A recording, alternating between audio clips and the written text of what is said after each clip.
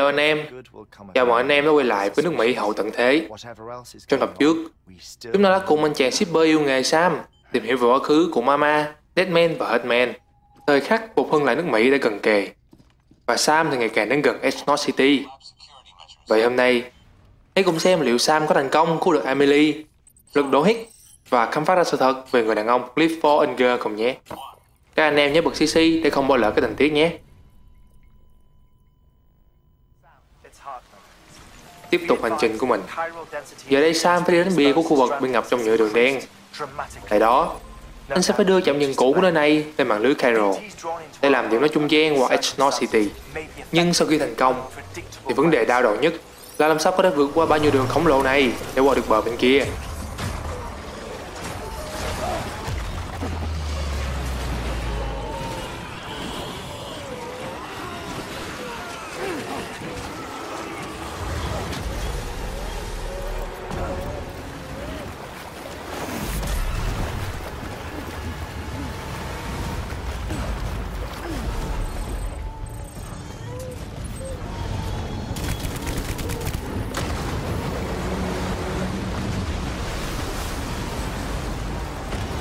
Anh chợt nảy ra ý tưởng sử dụng các ngôi nhà chưa bị nhấn chìm hoàn toàn như những chiếc cầu phao để băng qua bãi lầy.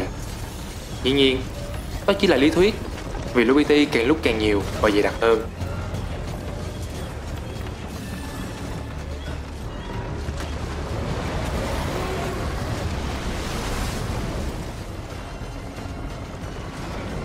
Sắp đến đích, bỗng Sam nhìn thấy Emily trong chiếc váy đỏ quen thuộc, đang đứng giữa vùng lầy vẫy gọi anh. Bất chấp mọi thứ, Sam lao xuống để tiến về phía cô. Nhưng càng ngày, anh càng bị chìm sâu vào bóng tối.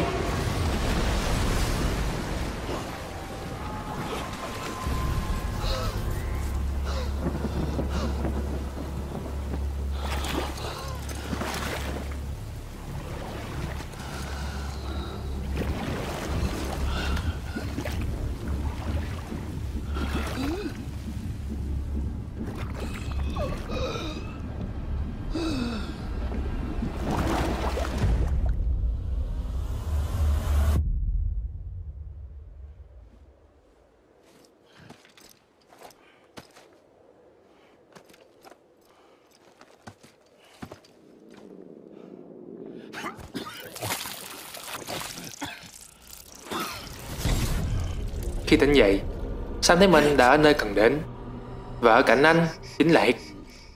Không lẽ hắn đã cứu và mang anh đến đây? Lần đầu tiên, Sam nhìn thấy rõ được khuôn mặt thật của hắn, với những vết sẹo chằng chịt trên trán. Tên biến thái này không có ý định tấn công Sam. Hắn chói Sam dưới đất, liếm mặt anh và nhăn nhủ rằng hắn không phải là người duy nhất đeo mặt nạ, rồi biến mất.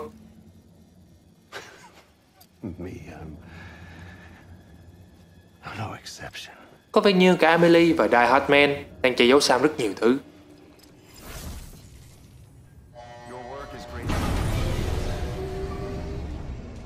Sau khi kết nối được X-North City, Sam nằm mơ thấy ác mộng về khung cảnh Emily đeo một chiếc mặt nạ và tự nhận mình là thực thể tuyệt chủng. Sam, it's me. Emily?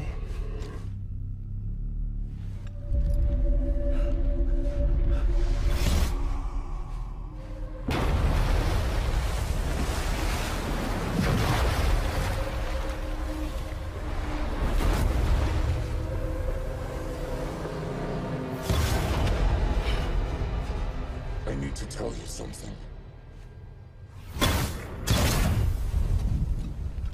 I am the extinction entity.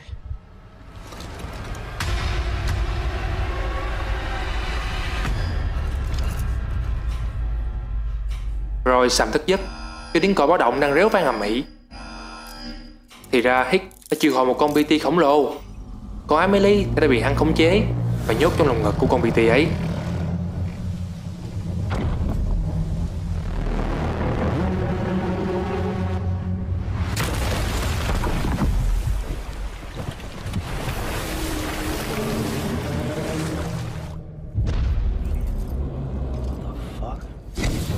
Everything I needed, Sam. A complete chiral network. Spread all across America. Connecting all them precious little knots. I got the whole world in the palm of my hands.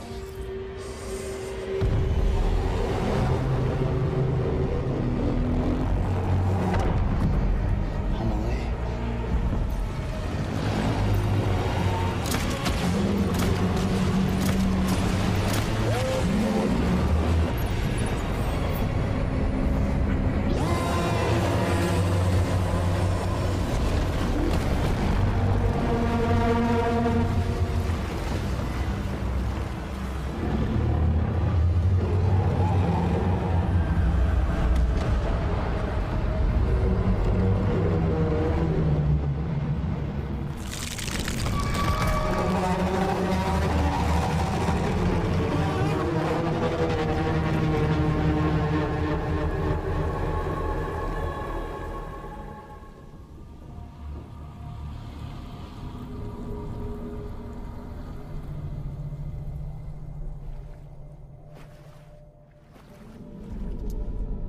She's fine.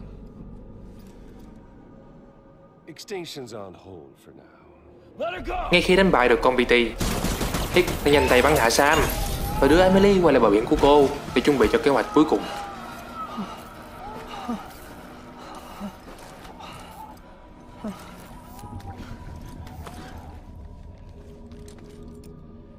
Well, we'll pick this up when you're done dying.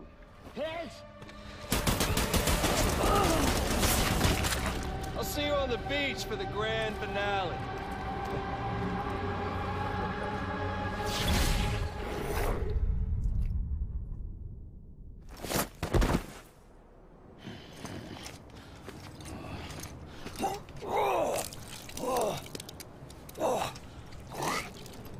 Vừa hồi sinh dậy, Sam lập tức liên lạc với Rachel, nhờ cô dịch chuyển mình đến bờ biển của Emily.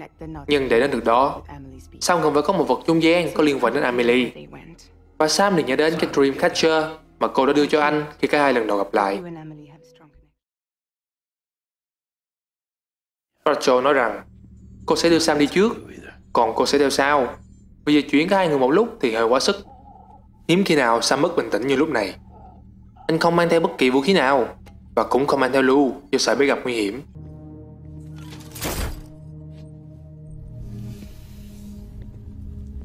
For this to work, I'll have to touch you.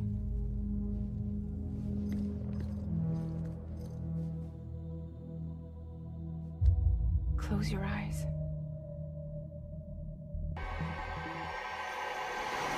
There it is.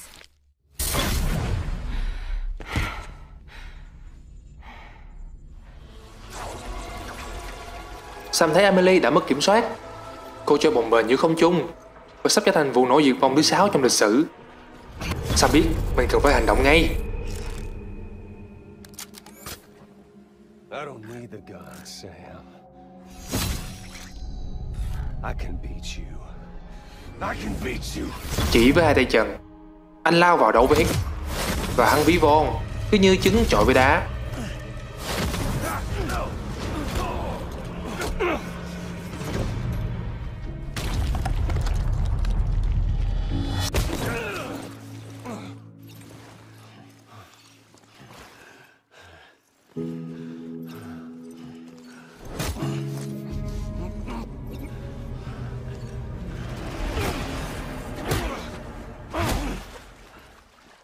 Nhưng cuối cùng hắn cũng bị Sam đánh bại.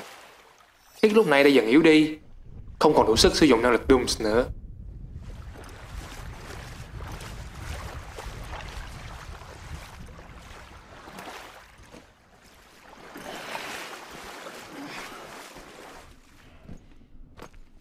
Và Rachel cũng vừa dịch chuyển đến cùng với Belu.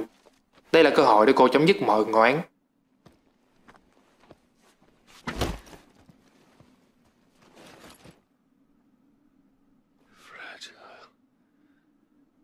Guess I left a lasting impression. Rachel cho hắn ta hai lựa chọn: tự sát hay là sẽ mãi mãi mắc cạn ở bờ biển này. Fragile. But I'm not that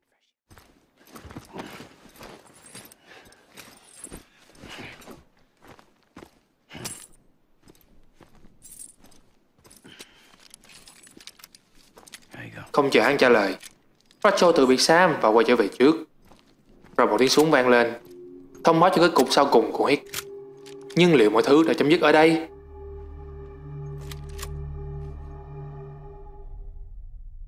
Hai chị em đi dọc theo bờ biển để quay về thực tại. Kỳ lạ là bà Richard Strand đã xuất hiện ở bờ biển này, nhưng bà có vẻ trẻ hơn. Chắc đây là linh hồn của bà.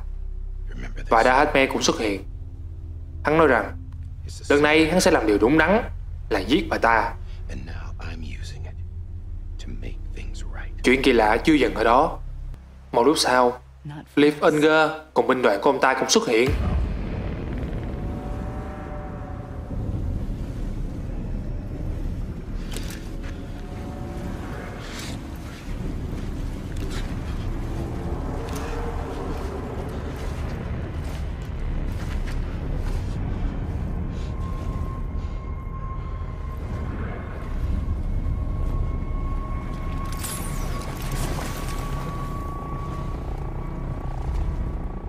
Ông gọi Da Hatman là John và cả hai có vẻ khá thân thiết.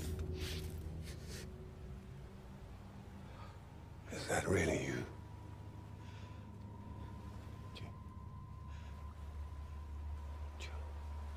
Yes. It's me. John. BB! Nhưng khi nhìn thấy Sam cùng với Lou, ông liền hướng thẳng về phía anh để giành lại BB của mình.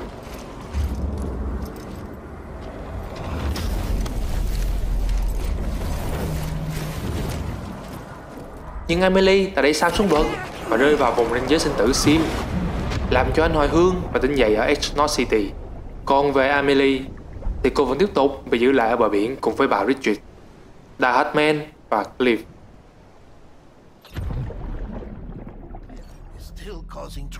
Deadman cho rằng có lẽ Cliff mới là tên đầu sỏ đứng sau tất cả, là câu trả lời cho Death Stranding.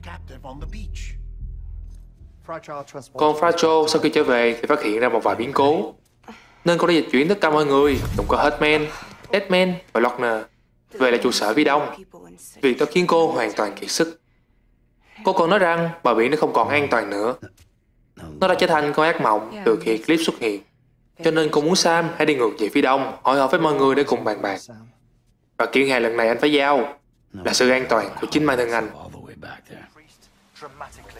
Lúc này, khắp mọi nơi trên nước Mỹ đã xuất hiện nhiều tượng biến động Caerolium do cả nước được liên kết với mạng lưới Cairo. Trên bầu trời thậm chí xảy ra hiện tượng cực quang bất thường. Tất cả đều do sự thay đổi từ bờ biển gây ra. Trên đường đi, Deadman liên lạc cho Sam và báo cho anh những thông tin mà ông tìm hiểu thêm được.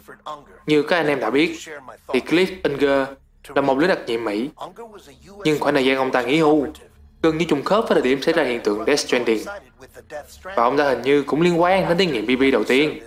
Tuy nhiên, ông đã chết trước khi thí nghiệm kết thúc.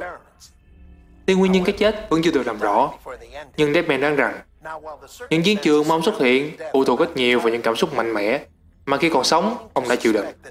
Chính là sự giận dữ, hối hận, phẫn nộ và có thể còn liên quan mật thiết với thí nghiệm BB. Điều này giải thích cho việc ông ta lúc nào cũng cố gắng giành lấy bé Lou. Thứ sức mạnh này không chỉ khiến Cliff sống dậy, mà còn làm thức tỉnh những bộ xương chiến binh quá cố. Ngoài ra, lý do bà Richard dù đã ra lệnh ngưng mọi hoạt động nghiên cứu liên quan đến BB, nhưng vẫn bí mật tiếp tục nghiên cứu. Mục đích là để tìm cách hạn chế vôi ao và phát triển thiết bị dò tìm PT Ultradex. Thành quả nghiên cứu còn áp dụng vào lĩnh vực liên lạc qua mạng lưới Cairo và tìm hiểu bờ biển. Nhưng đó chỉ là vỏ bọc cho câu chuyện thật sự của bà ta. Còn Cliff thì có vẻ đã đoán ra mục đích thực sự của thí nghiệm, nên đã cố gắng giành lại đứa con của mình trong thí nghiệm BB. Nhưng ông đã thất bại. Từ đó, ông đổ mọi tội lỗi cho người đứng đầu dự án BB là bà Richard Strand. Mối hận này vẫn chưa ngừng lại sau khi bà đã chết, khiến Cliff tiếp tục nhắm vào những người thân của bà, bao gồm tổ chức Bridge, Sam và Emily. Thậm chí đã tạo ra cuộc đại diệt chủng thứ 6. Và ác hẳn, ông ta cũng biết Emily chính là thực thể tuyệt chủng và muốn lợi dụng cô để thực hiện âm mưu của mình. Đó là những phỏng đoán của Deadman. Dù vẫn còn vài uẩn khúc, nhưng cũng khá thuyết phục. Sau Deadman, thì tới Hitman liên lạc cho Sam về việc bờ biển của mọi người đang dần kết nối lại với nhau thành một vùng rộng lớn. Một sự kiện chưa từng xảy ra trước đây.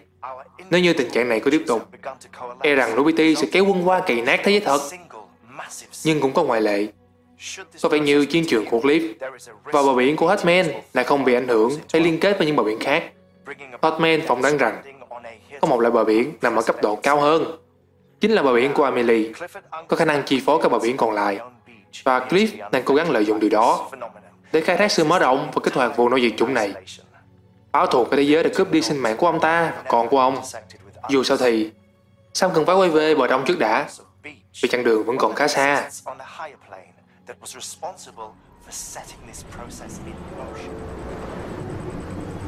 Và như là định mệnh, khi Sam vừa đi qua khỏi Mountain North không bao lâu thì anh lại bị một cơn bão Cairo cuốn đi.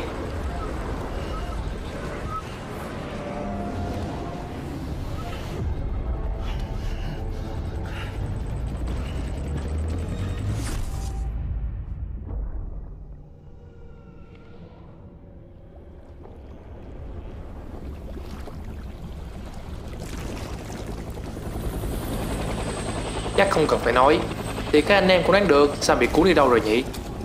Đúng vậy, chính là một chiến trường khác, và nhiệm vụ vẫn là truy tìm Cliff Unger.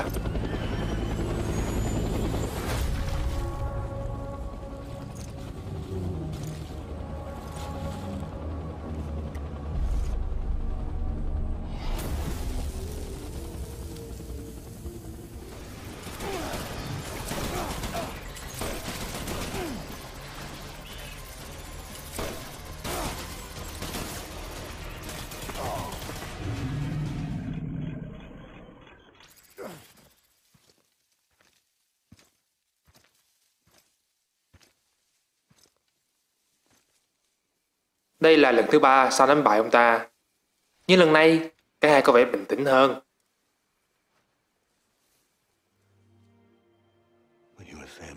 Cliff nói rằng ông biết anh chính là Sam Bridge. Chính anh là kết nối mọi người lại với nhau. Anh là cái cầu nối của họ, của các ông, đến tương lai. Sam dường như rất hiểu và thông cảm cho ông. Một người sắp sửa được làm cha thì đứa con là bị tước đi khỏi tay của mình.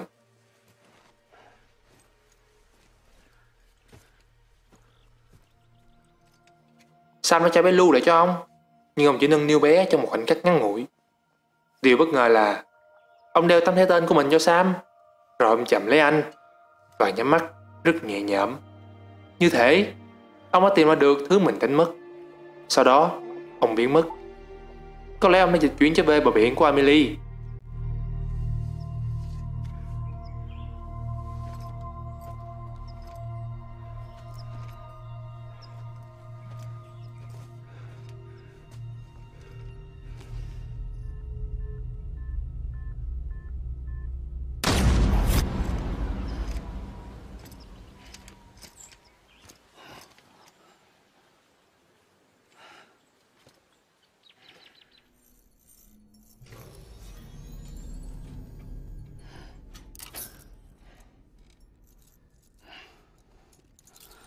Còn khi Sam tỉnh dậy, anh thấy mình đang ở phòng ngủ. Deadman xuất hiện và nói rằng ai đó đã dịch chuyển anh đến tận Port Knox City. Lúc Victor Frank phát hiện ra thì anh đang nằm bất tỉnh ở gần bến cảng. Nhưng cả hai đều thấy lạ khi Sam nói rằng Cliff dường như không hề có ý muốn hãm hại anh hay giành lấy Lu.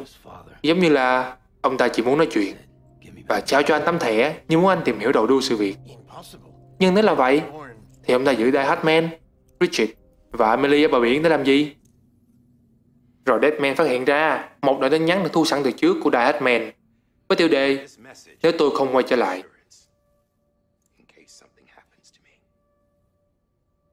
Trong tin nhắn, ông ta nói rằng Amelie sẽ đưa ông đến bờ biển nếu ông muốn. Ông cảm thấy đây là một cái bẫy, nhưng ông chấp nhận liều mạng bước vào để xem thật hư ra sao. Amelie là một sự tồn tại kỳ lạ. Cô không có quá khứ, cũng như không có tài liệu gì về cô. Chưa có bất cứ ai có thể gặp được một Amelie bằng xương bằng thịt. Nhóm liên kết nước Mỹ ban đầu được chia thành hai tổ nhỏ. Một tổ có Amelie, tổ còn lại đều có Mama và Hatman. Có nghĩa là cả hai người bọn họ cũng chưa bao giờ được gặp cô ta. Còn tổ của Amelie thì đã bị tận diệt bởi băng Homo Demon như chúng ta đã biết ở tập 1. Chỉ còn mình cô sống sót. Một sự trùng hợp hết sức vô lý. Dù Sam cố chứng minh rằng đã từng gặp cô và chạm vào cô khi anh còn nhỏ. Nhưng thật ra Họ chỉ gặp nhau ở bờ biển mà thôi. Và Richard từng nói cho Da Hartman biết Amelie vốn được sinh ra ở bờ biển, nhưng cơ thể của cô bằng cách nào đó lại đến được thế giới này. Và sự chia tách giữa linh hồn và thể xác như vậy khiến cô ta luôn yếu ớt và nằm bệnh viện suốt thời thơ ấu của mình. Nhưng ngược lại, khả năng Dooms của cô lại mạnh ngoài sức tưởng tượng, và nó càng mạnh mẽ hơn khi cô lớn lên. Vào lúc cô 20 tuổi, cô đã có thể đưa cơ thể mình đến bờ biển và trở về như đi chợ.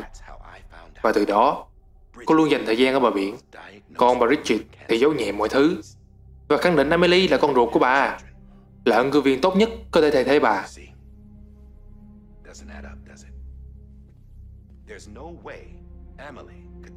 Đó lẽ ra là câu chuyện mà tất cả mọi người nên tin vào, cho đến khi Da Hartman tình cờ phát hiện sự thật. Thực ra bà Richard được chẩn đoán là bị ung thư tử cung từ khi bà 20 tuổi, tức là bà không thể có con. Vậy Amelie là ai? Làm sao chúng ta có thể biết chắc được cô ta có phải thực thể tuyệt chủng hay không, khi mà chúng ta thậm chí còn không biết Amelie thực sự là Amelie?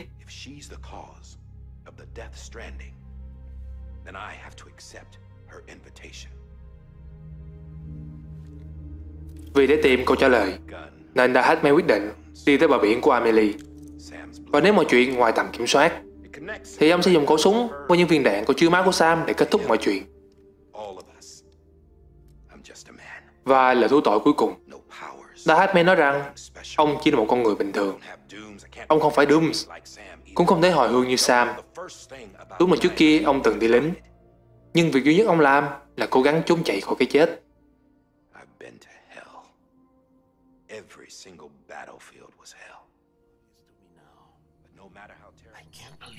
Kết thúc đoạn tin nhắn, bỗng dưng mạng lưới Cairo có dấu hiệu bị sập.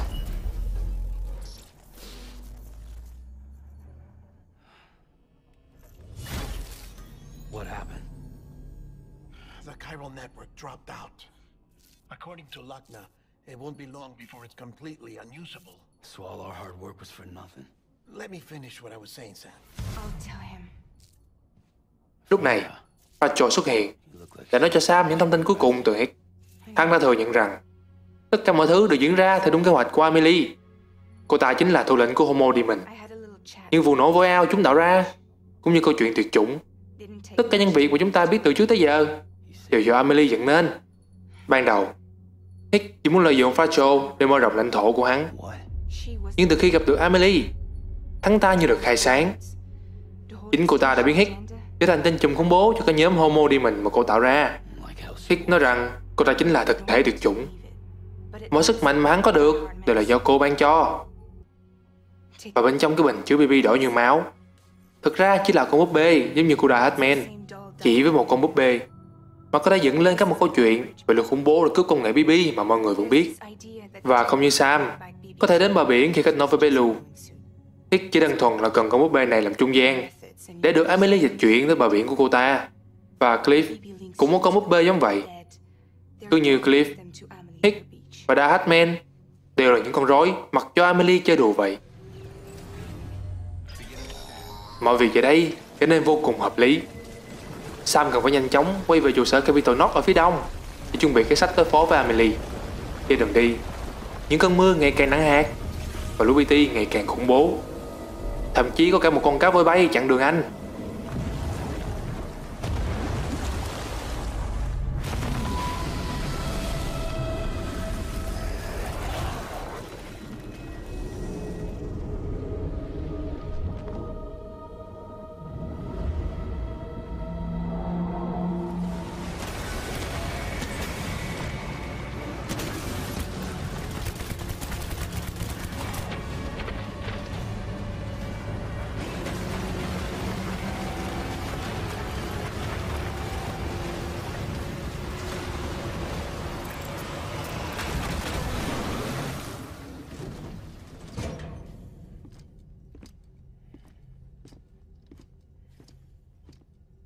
Sau khi đánh bại nó và đoàn tụ với mọi người tại Capitol North City, Lochner mừng rỡ nhào ra muốn ôm lấy anh. Còn Deadman thì cho biết Da Hartman đã được tìm thấy cái trung tâm không xa, gần với thời điểm Sam quay về từ chiến trường của Cliff. Hiện ông ta đang được chăm sóc ở một căn phòng khác, và trước mặt Sam là cô nàng Rachel đang kiệt sức trên giường bệnh.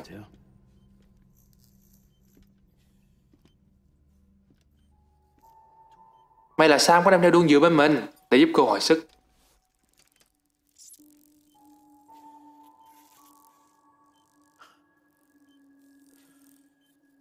Sam, you made it. Hungry.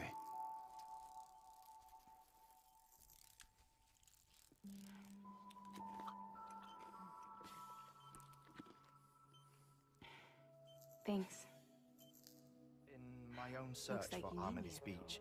Theo như Hitman tìm hiểu, thì bờ biển của Emily nằm ở mức độ còn cao hơn cả anh ta. Chúng ta đã biết Hitman có thể đi vào bờ biển của người khác, nhưng bờ biển của Emily là ngoại lệ, và ngay cả Fajo cũng không dịch chuyển vào được nữa. Nó đơn giản hơn. Emily có toàn quyền quyết định ai được phép ra vào bờ biển của cô ta.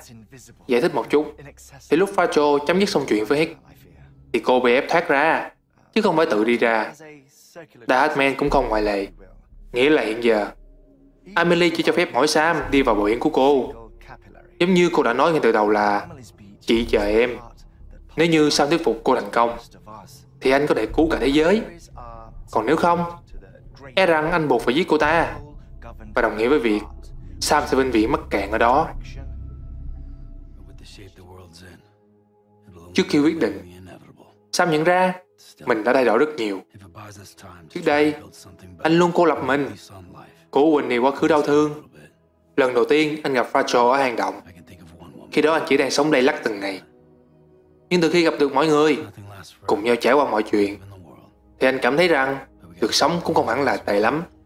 Giờ đây, bờ biển của mọi người đang dần kết nối với nhau qua mạng lưới Cairo. Dù Sam có chọn đi hay không đi, thì anh cũng sẽ chết. Cho nên, anh sẽ cố hết sức để kéo dài sinh mạng của mọi người và của cả thế giới, để bé Lu lại cho các bạn mình. Anh nói rằng bé đã giúp anh quá đủ rồi, và lần này anh sẽ giao hàng một mình. Kiện hàng chính là sự tồn vong của thế giới. All right. I'll do my best to nurse our little one back to health.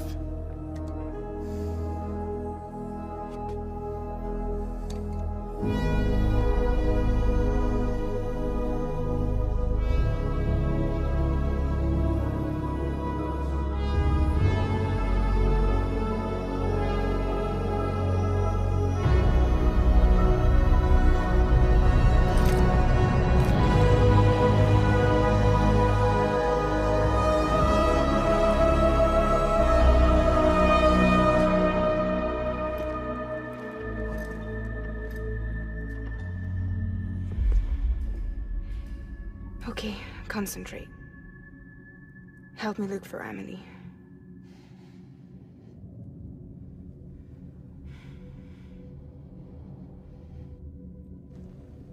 Reach for her, Sam. Feel her.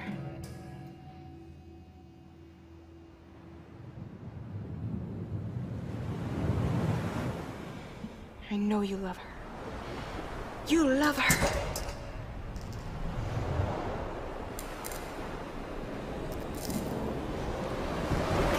There.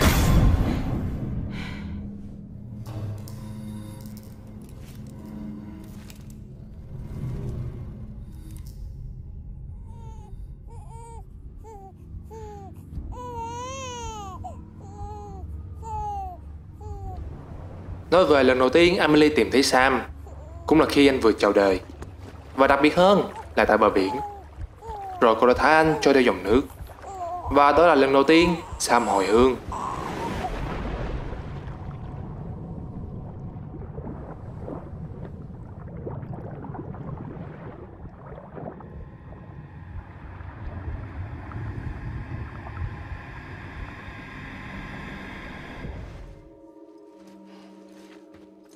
Emily?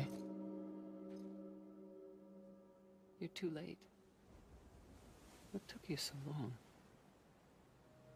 Emily hay là Richard cũng chỉ là những cái tên mà cô tự đặt cho mình. Don't know who I am. Emily là phần linh hồn ở bờ biển, còn gọi là Ka. Who are you? Còn Richard thì là thể xác ở thực tại, còn gọi là Ha. Về bản chất, cô đích thị là thực thể tuyệt chủng. Giờ đây, quá trình Death Stranding đã bắt đầu diễn ra. Bờ biển của Emily sắp kết nối với bờ biển của tất cả cư dân nước Mỹ. Không bao lâu nữa, tất cả sẽ chìm trong vùng biển The Sim, hay còn gọi là cái chết. Và anh em chắc cũng hiểu, Nếu con chết này va chạm với sự sống của vô số con người thì nổ một phát thôi, cả thế giới sẽ bay màu. Giờ đây, Sam đã đứng trước hai lựa chọn lớn. Lựa chọn thứ nhất, Sam có thể mặc kệ mọi thứ, không làm gì cả, và cùng Amelie chứng kiến vụ nổ lịch sử này thổi bay tới sinh vật cuối cùng. Lựa chọn thứ hai, Sam phải cắt đứt sợi dây liên kết bờ biển của Amelie và mọi người. Nếu như vậy, thì anh có thể tạm ngăn được Death Stranding.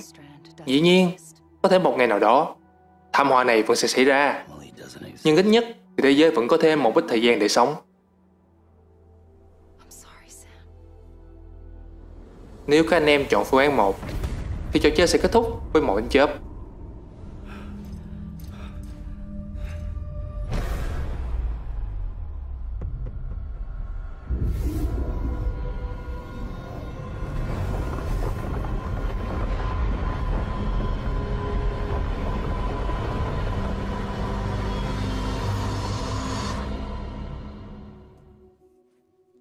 Wear it when you sleep, and I'll keep the nightmares away.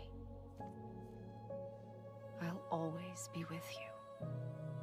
Còn nếu anh em chọn phương án 2, chúng ta sẽ có được kết thúc thực sự.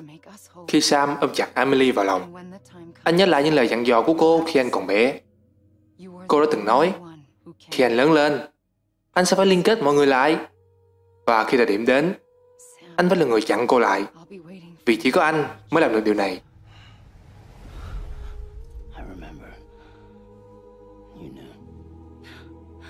Amelie đã biết trước tất cả mọi thứ, thông qua những cái ác mộng về tương lai của cô. Nhưng quá nhiều tương lai đã mở ra, nên cô không biết phải tin vào cái nào. Vì thế, cô đã cố gắng truyền tải chúng cho Sam và những người khác. Và để cho cái kết mà cô mong muốn trở thành hiện thực, mọi người cần phải có thời gian và những lựa chọn của riêng mình. Bởi vì dù không mạnh mẽ đến đâu, Amelie cũng chỉ là một đốm sáng nhỏ trong vô số đốm sáng kết hợp với nhau để tạo thành đường thẳng tới tương lai. Cho nên, tương lai vốn dĩ là bất định và sẽ do chính những lựa chọn của chúng ta ngày hôm nay tạo ra. Và tốt nhất là hãy tận hưởng mỗi ngày còn được sống. Which is why all I could do was just show you the choices and let you decide. Our nightmares are your dreams.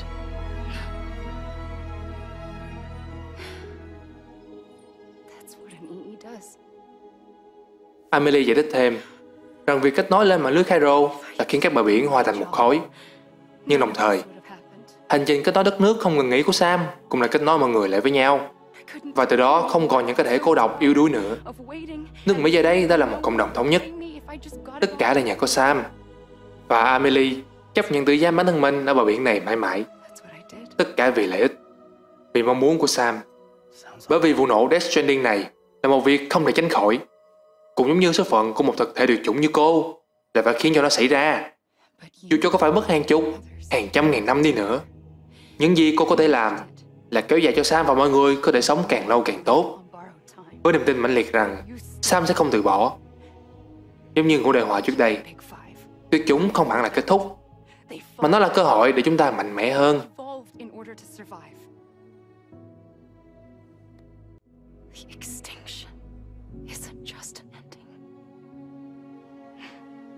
It's an opportunity.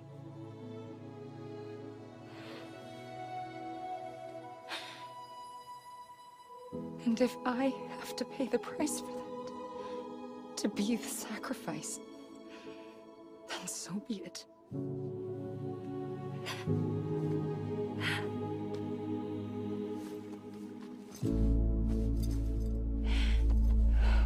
Even if we aren't together, we will always be connected. Và ngay sau những lời từ biệt, Amelie bất ngờ đẩy Sam xuống The Sim để anh hồi hương về lại bờ biển của chính mình.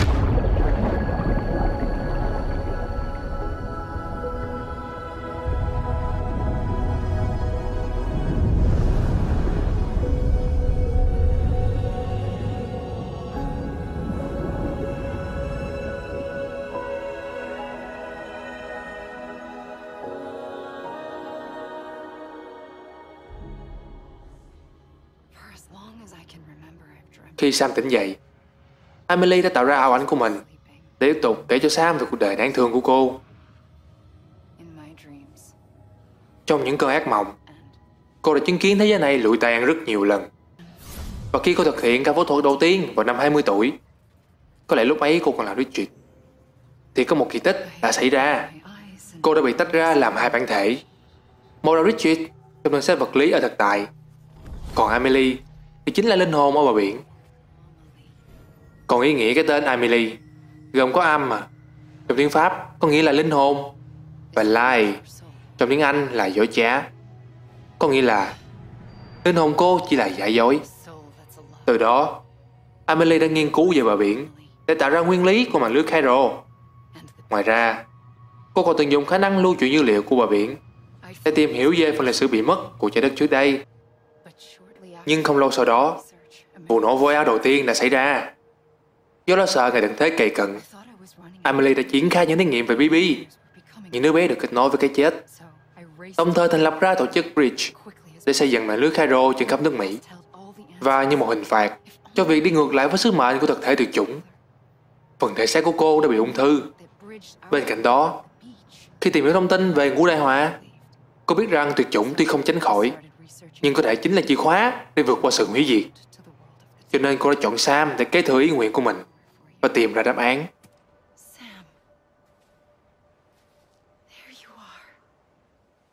Còn về lần đầu tiên cô gặp Sam, cũng là lúc cô vô tình bắn chết anh khi anh còn là một đứa bé.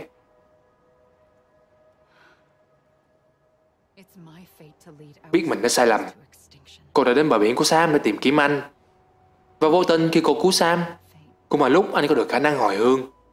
Kể từ đó, Sam đã trở thành một phần trong cái định mệnh dẫn đến sự tuyệt chủng giống như Amelie. Còn năng lực Dooms của cô đã bắt đầu lan truyền dần qua một số cá thể khác. Sam chính là người đầu tiên được nhận năng lực này. Và những người có năng lực Dooms sẽ thấy được những cái ác mộng mà Amelie đã phải trải qua. Và cứ như thế, việc Sam bước qua ranh giới sinh tử đã mở màn cho sự kiện Death Stranding. Lũ BT đã lợi dụng bờ biển của Amelie để vượt rào và nuốt chửng con người, tạo ra nhiều vụ nổ vôi ao khác. Lối thoát duy nhất mà Amelie nhìn thấy trong ác mộng của mình cũng chính là phương án khó khăn nhất. Đó là loài người phải chấp nhận và mạnh mẽ vượt qua đại họa này.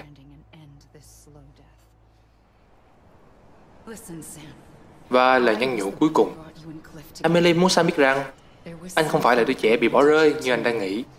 Mọi thứ tưởng chừng như đã kết thúc và anh sẽ không bao giờ có thể rời khỏi đây được nữa.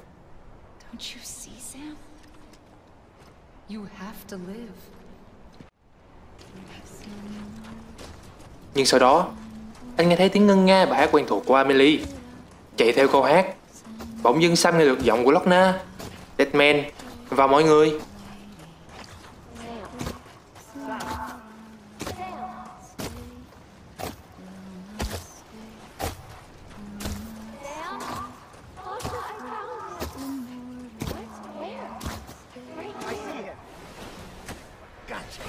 Với một cú kéo chân bất ngờ, Deadman cùng Bellu đã xuất hiện và đưa Sam quay trở về thực tại.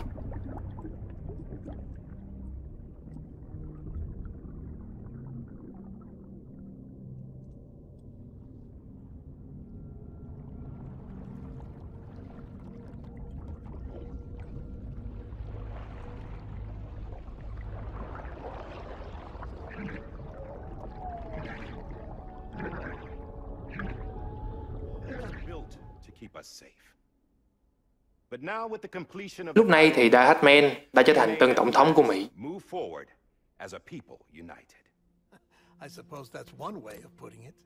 Deadman ôm chầm lấy Sam. Chào mừng anh bạn của mình sống sót trở về.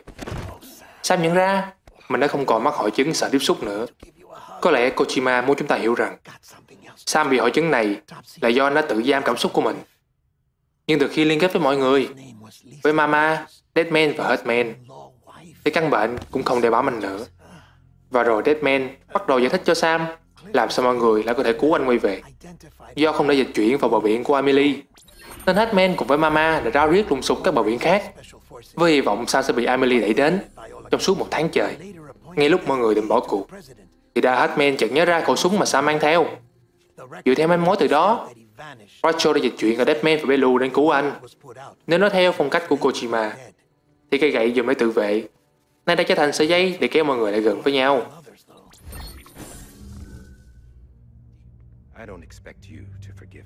Sau khi kết thúc bài diễn văn nhậm chức của mình, Die Hardman cũng có một bài diễn văn khác để thú tội với Sam.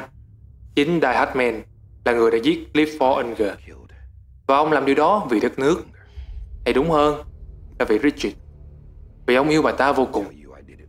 Nhưng cũng từ đó, tội lỗi này luôn ám ảnh ông, bởi vì ông chỉ là một thằng chết nhát, dám giết đi ân nhân cứu mạng của mình.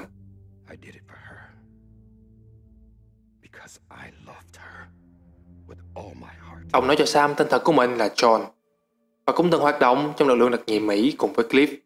Nhưng tất cả những gì ông làm ngoài chiến trường chỉ có run sợ và trốn chạy.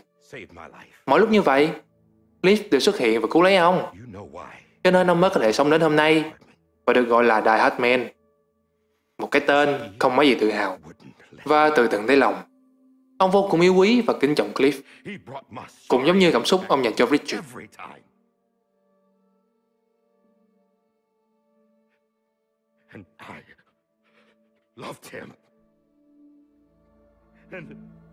Vào cái ngày mà ông gặp được linh hồn của Cliff, ông đang nghĩ rằng Cliff đến đây trả thù một thằng phản bội như ông. Nhưng Cliff đã lưỡng lự. Có lẽ ông hiểu rằng anh chàng John nhút nhát kia hẳn có lý do của mình, và Cliff đã tha thứ cho ông.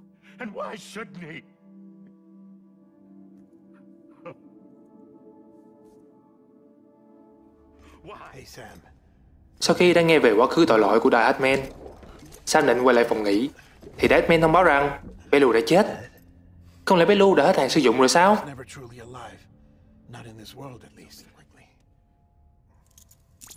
Khi Sam còn đang bàng hoàng thì Deadman cho việc hỏa thiêu Belu lại cho anh, cùng với một lời nhắn nhủ. Chiếc còng tay hiện đã được tắt, nên Sam có thể tháo nó ra. Mà đã tháo ra rồi thì anh có đi đâu cũng không ai biết. Nhưng nếu anh sử dụng lò thiêu thì nó sẽ tự khởi động trở lại. Tức là ông mập này muốn anh đi thiêu bé nhưng lại không cho thiêu sao? Mà Deadman có dụng ý gì thì chắc nhiều anh em cũng đoán ra rồi nhỉ.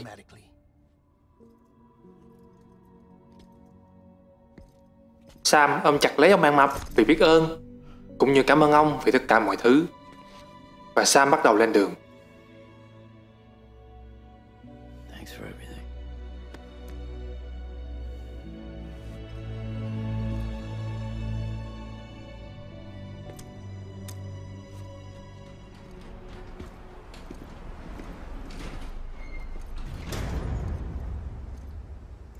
How's the weather?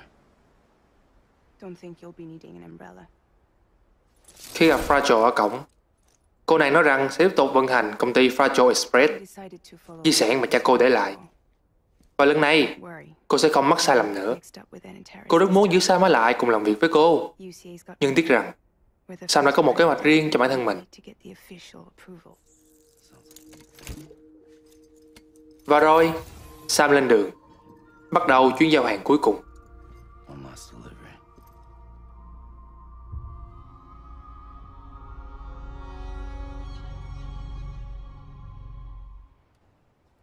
You still with me, Lou? Trên đường đi, anh tự kết nối với bé Lu với hy vọng kỳ tích xuất hiện. Thanks for everything.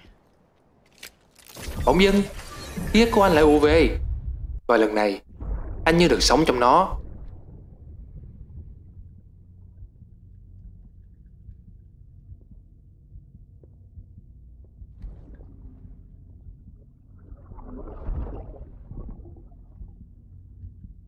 Mọi chuyện bắt đầu ở Manhattan.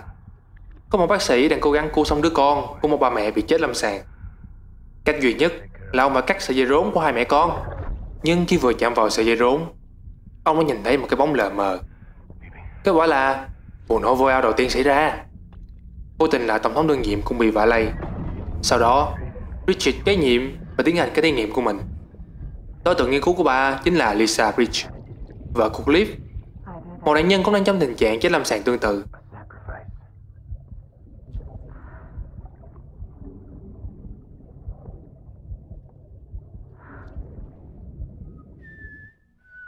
Trong sự tuyệt vọng, Cliff đã tìm đến tổ chức Bridge với hy vọng cứu được đứa con trong bụng vợ anh. Và Richard đã đồng ý. Nhưng nó chỉ là lời nói dối để bà có thể tiến hành thí nghiệm trên cơ thể của Lisa. Và Cliff tình cờ biết được anh chàng John thì nên làm việc như trợ lý cho Richard.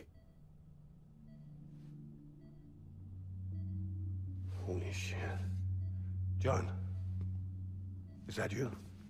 Captain. Rồi ông phát hiện ra những kế hoạch về BB mà bà định thử nghiệm lên con mình từ John. Vì để trả ơn, John đã đề nghị giúp Cliff cứu thằng bé.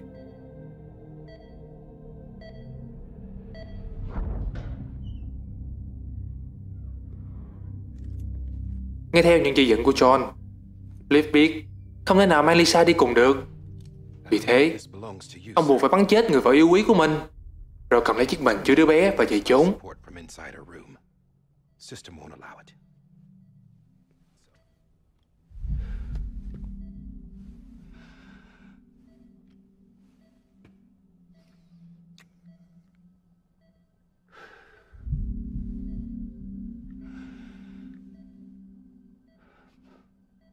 My animal, Lisa.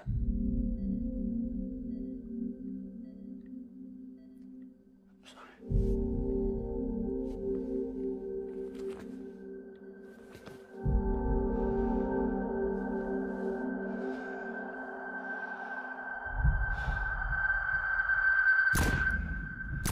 BB? BB, can you hear me?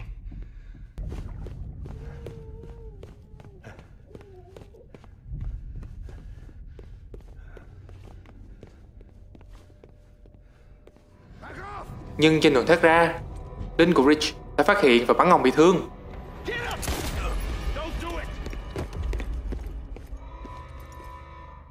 I'll handle this. Trong thế tiến thoái lưỡng nan, Cliff quyết định chạy ngược về căn phòng thí nghiệm và khóa cửa lại.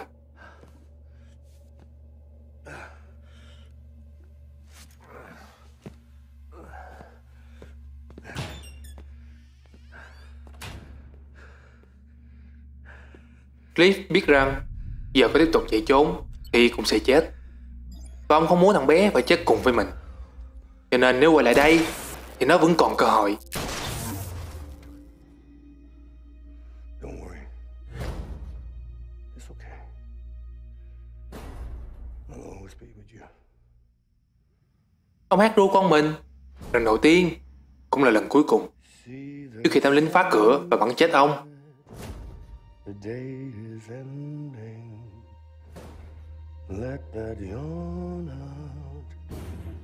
There's no pretending. I will hold you and protect you. So let love warm you till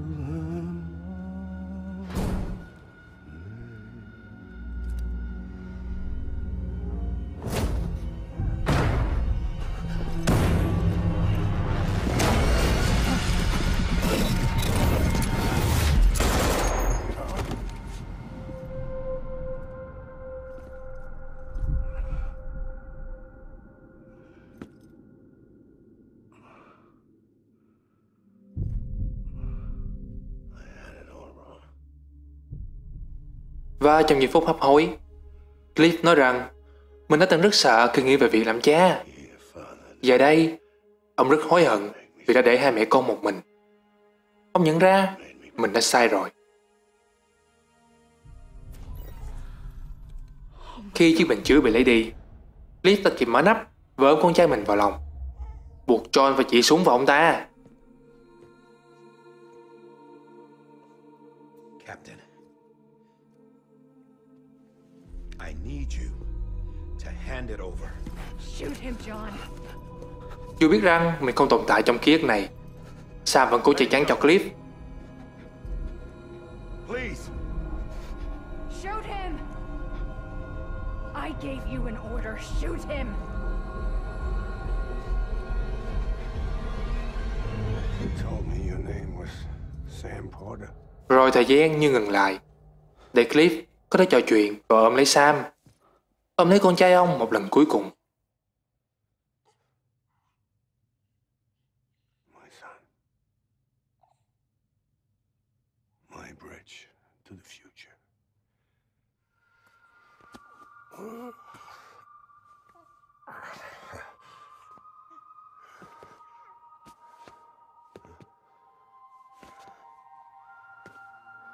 But not you, Sam. You bring people together. You're on that bridge to the future. And mine. Come on, Sam. Stand up.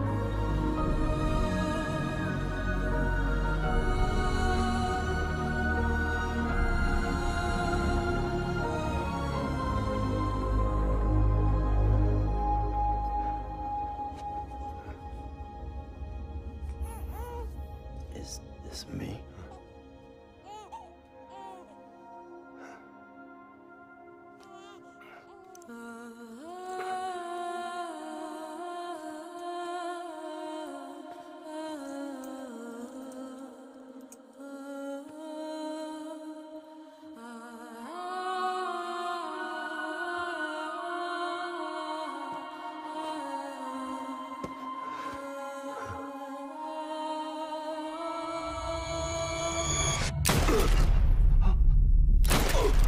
Biết rằng John không thể ra tay, nên Richard đã cầm tay John bóp cò súng. Nhưng bà cũng vô tình bắn chết bé Sam. Oh God. Not BB too. No, no, no, no!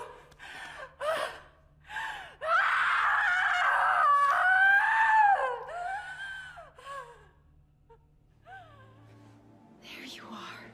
May mắn là Amelie nhanh chóng tìm ra linh hồn bé Sam ở bờ biển và hồi sinh cho bé. Chính lần đầu tiên giúp một sinh vật vượt qua cái chết này của Amelie là mở ra cánh cổng để đưa Sam quay trở về, đồng thời cũng khiến một BT tràn vào thực tại.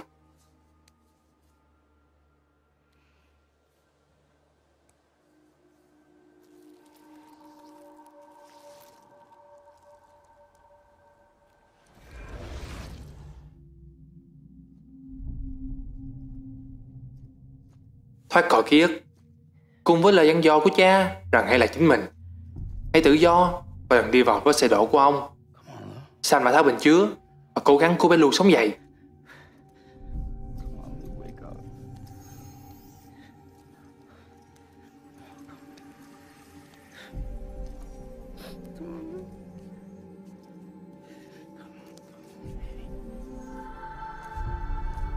Và rồi kỳ tích đã xuất hiện.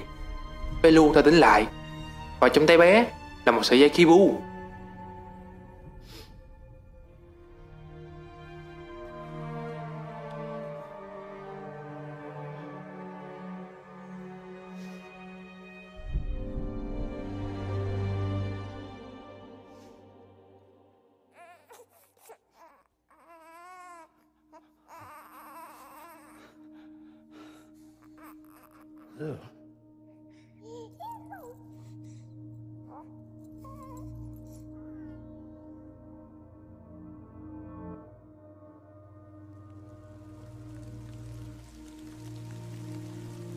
Mưa cũng bắt đầu rơi, nhưng chỉ là một cơn mưa bình thường.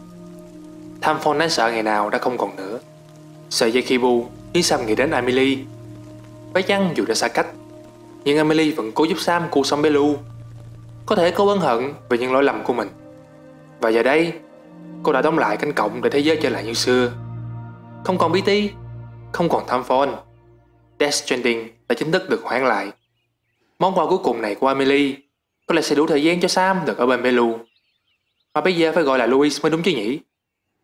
Từ giờ, không còn thứ gì có thể chia cắt hai cha con họ được nữa. Một cái kết quá bất ngờ và quá đẹp cho cả hai đúng không nào? Nếu anh em yêu thích Death Stranding thì đừng bỏ lỡ các video khác cũng hấp dẫn không kém trên kênh của Maximo nhé. Đừng quên like cũng như subscribe và hẹn gặp lại anh em ở video sau.